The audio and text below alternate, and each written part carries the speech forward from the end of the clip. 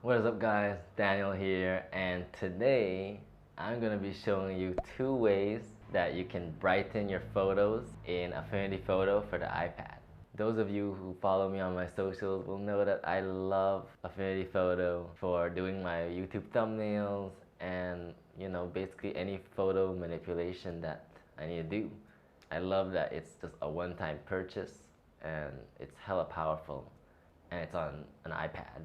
While I'm not a pro at it, I just really want to share with you guys the little skills that I've picked up along the way. So let's get into the iPad and let me show you how to brighten your photos.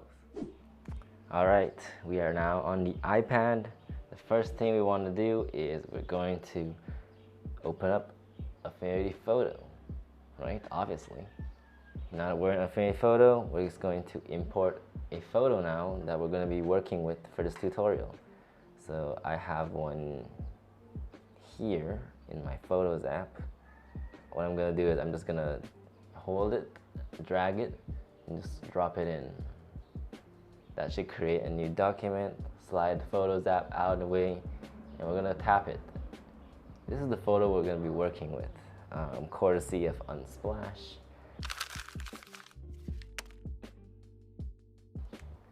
Now, the first method of brightening a photo is very simple. All you have to do is make sure you have this selected, go to your adjustments panel here on this right-hand toolbar. We'll scroll down and you should see the second one is a brightness and contrast. We're going to tap it now and back out of that.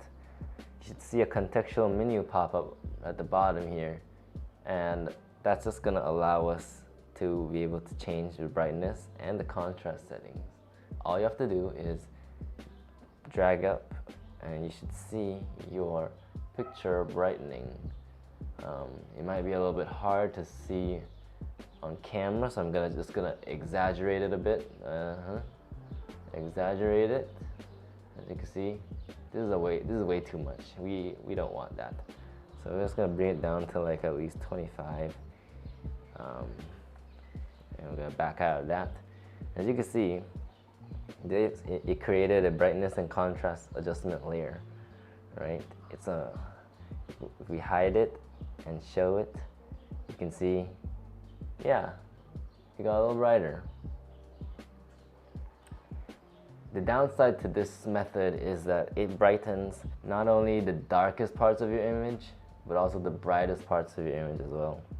So the next method I'm going to show you is a lot more precise in that it only targets the darkest parts of your image. Right, we're going to delete this now.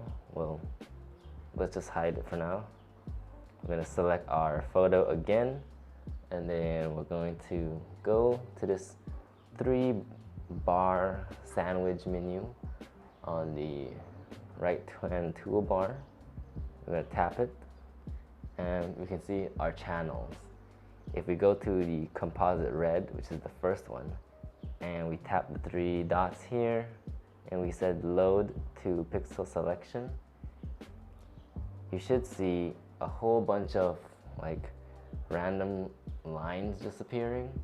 What these lines basically means is it basically selected all of the brightest parts of your image. Now, for the purpose of brightening just the dark parts, this isn't what we want. So we're going to back out of that now, and what we are going to do is we're going to switch personas. So we're in the photo persona right now, so let's switch to the selections persona. In the selections persona, we can use our finger or your pen, hold it, and you should see a menu pop up. We're going to select Invert Selection, so instead of selecting the brightest parts, it's just going to flip the selection and select all the darkest parts of our image. I hope it worked, because I'm not sure if I clicked that right. Okay. So now that you have that done, we're going to create a new layer, right, with it. So to do that, you'll tap on the left-hand toolbar, the Refine selection. let it do its thing, and it looks weird right now. It looks like it selected nothing, but as soon as we change the output to new layer, right, and we click apply, check what happens. What is happening now? So first of all, it automatically hid our background photo layer, our original photo, and left us with this new layer.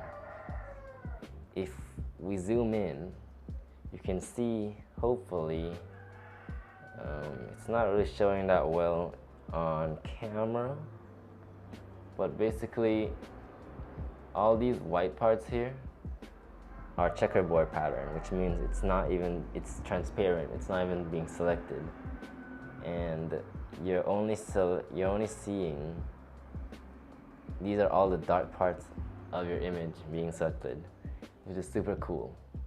Now let's see what happens if I bring back the original photo. Right? Seems very normal, but when I hide the layer that only has the dark info in it, you can see it made it dramatically darker. But isn't this a brightness video?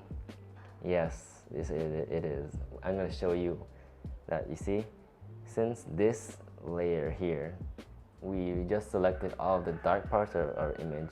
Of course, if we layer it on top of the original photo, right, this is the original photo, and if we turn on the visibility of this layer that only has dark information, obviously it's going to get darker. To fix that, we're just going to go here to this three dot menu up here. I'm going to change the blend mode to screen, right here, and that's going to help us make it brighter. Right now it's a little bit too bright for my liking, so what you can do to tweak it is just go here to the opacity and just like tweak it to your taste, right? I would probably go somewhere around 40, 50 maybe. And what you can also do is mess around with the blend ranges. So in this little menu here, you can mess around with the blend ranges. I don't really know much about it, and you can Google it more, or if you want me to make a video on it, I could probably explain it better. But what we're going to do is we're just going to tap here, right? And basically what this graph means is this is all the dark parts of your image, and this is all the light parts of your image. So to change the transparency of only the dark parts, you can hold this and just tweak it a bit. I'm going to put it like at least up to here, maybe, yeah. Back out of that, and now if we hide and show it, you can see it surely brightened up the dark parts of our image. Alright, let's zoom it in. It definitely brightened it up. Now, if you notice, it kind of changed the color of our image and made it a little bit like less colorful. So what we're going to do is we're going to bring that color back up, right? So we're going to go to the, make sure you have the dark layer selected.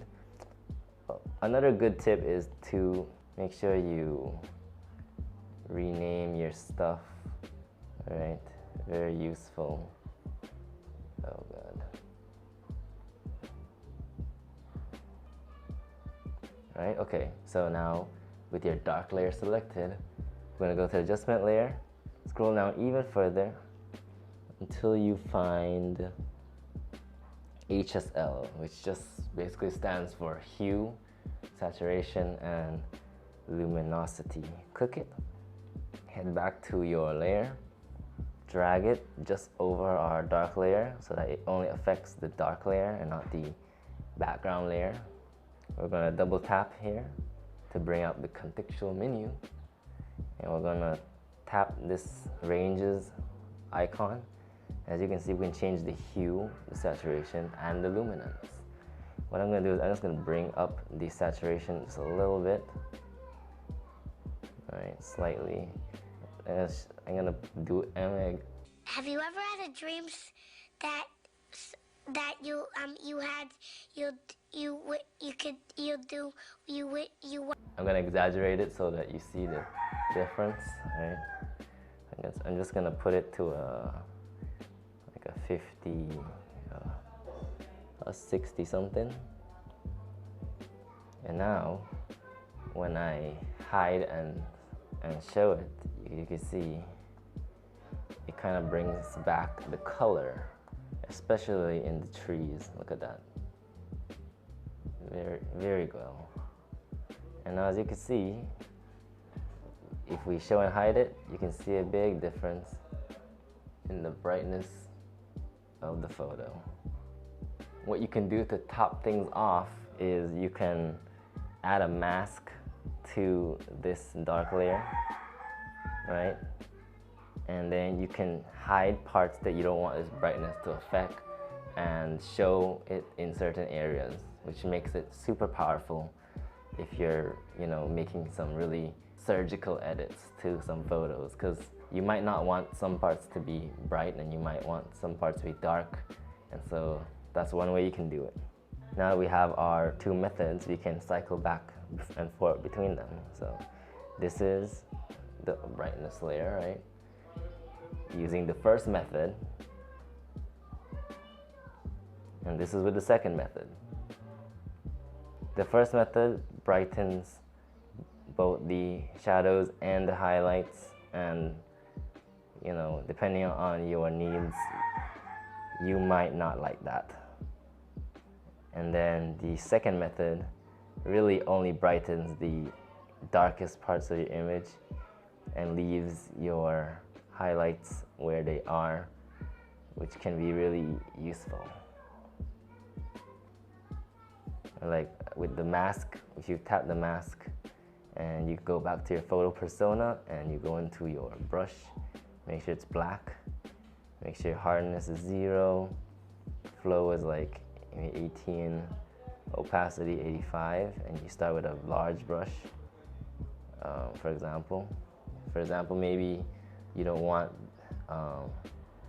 the hair to be that bright. You can actually remove